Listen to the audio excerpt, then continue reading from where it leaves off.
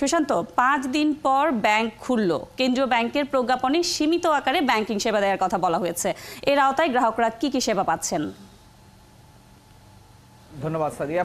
সীমিত বলতে এইটুকুই বোঝানো হয়েছে যে যেহেতু ইন্টারনেটটা স্বাভাবিক হয়নি, সুতরাং আমাদের যে বৈদেশিক আমদানি এবং রপ্তানি বা এলসি করার জন্য যে কাজগুলো করতে হয় সেটি আসলে ব্যাংকিংয়ের কার্যক্রমের আওতার এখনকার চালু করার সুযোগ নেই বলেই কিন্তু সীমিত বলা হচ্ছে। তাছাড়া বাকি টাকা ট্রান্সফার করা, টাকা তোলা, চেক লেনদেন সহ অন্যান্য সমস্ত কার্যক্রমই চলছে।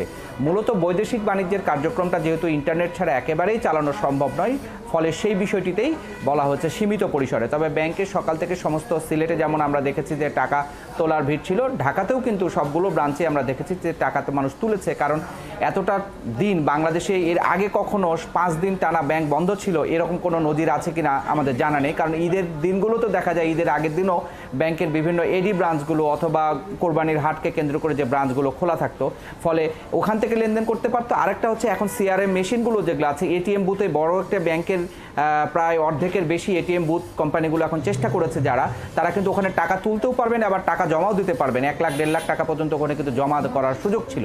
কিন্তু যেহেতু এবার এটিএম বুথগুলো কার্যত সব জায়গায় অপারেট করতে পারেনি, একটা হচ্ছে সহিংসতার কারণে, অনেকগুলো নিরাপত্তাজনিত কারণে বন্ধ ছিল, অন্যটা টাকা রিফিল করার সুযোগটা কমে গিয়েছিল। কারণ যেহেতু ব্রাঞ্চের সঙ্গে লাগোয়া যে এটিএম বুথগুলো সেগুলোতে টাকা যে ভরতে হবে, সেই টাকাটা ভরবার জন্য যে দুটো পদ্ধতিতে দেওয়া হয়, একটা ব্যাংক কর্মকর্তারা তারা নিজেরা নিজেদের ব্রাঞ্চের সঙ্গে এটিএম বুথগুলোতে দিয়ে থাকে, আর একটা হচ্ছে থার্ড পার্টি সিকিউরিটিজ যে বিভিন্ন কোম্পানিগুলো আছে তাদের মাধ্যমে টাকাটা এই বুথগুলোতে সরবরাহ করা হতো, সেটি কিন্তু বড় ধরনের ব্যাহত হয়েছিল।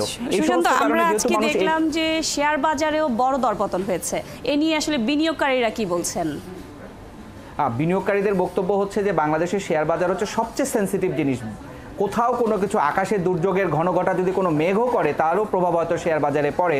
বিনিয়োগকারী এমনটাই বলছে যে এই পুঁজিবাজার আসলে আজকে খোলা কালকে খোলা, এই দুদিনের পরে রোববার দিন থেকে তারা আসলে অবজার্ভ করবে। কারণ বড় বিনিয়োগকারীরা আসলে পুঁজিবাজারে খুব একটা বিনিয়োগে এখনই আজকে দেখিনি, কারণ সেটি প্রমাণ হচ্ছে যে মাত্র ১৫৯ কোটি টাকা বা ১৬০ কোটি টাকা লেনদেন হয়েছে। এটা ১ ঘন্টায় লেনদেন হওয়ার কথা যেটা, সেটা প্রায় ৩-৪ ঘন্টায় লেনদেন, সেটি কিন্তু খুবই কম।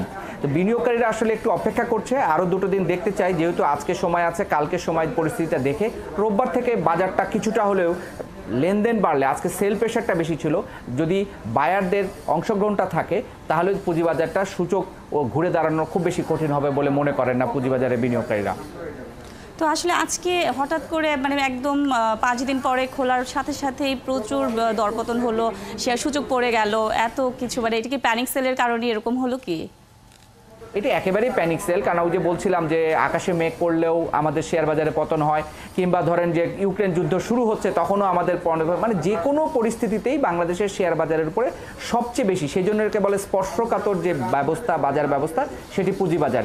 এখানে আসলে প্যানিক সেলটা বলতে অনেকেই মনে করছে যে বাজার আবার কবে ফিরবে। যেহেতু গেল কয়েকদিনে একটুখানি পুঁজিবাজার ঘুরে দাঁড়ানোর চেষ্টা করছিল, সেখান থেকে যে যার মতো করে যতটুকু লাভ আছে, হয়তো যার ১ টাকা লাভ আছে বা ২ টাকা লাভ আছে, সে সেখানেই ছেড়ে দিয়ে হয়তো একটু টাকাটা নিয়ে বসে আছে। যদি আরো দরপতন হয় তাহলে তারা কিনবে।